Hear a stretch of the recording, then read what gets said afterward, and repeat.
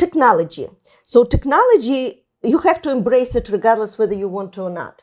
There are different conversations about artificial intelligence and how do you incorporate, will it replace the agent? What do you hear from your agents? Are they worried? Are they concerned? Are they embracing? I think all of the above.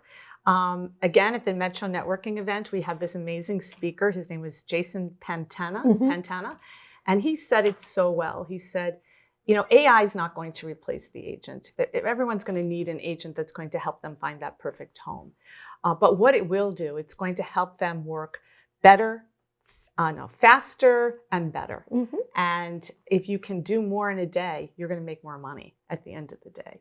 So it's already embedded in so much of what we do that we never gave it a name. Like our CRMs have a certain element of AI in helping the agents prompt them as to who to call. Certainly the Matterport is an AI type of product, and we're going to see more and more. And I think it's just a matter of the agents it's a matter of us as the company identifying what products will make their lives better and help them make more money.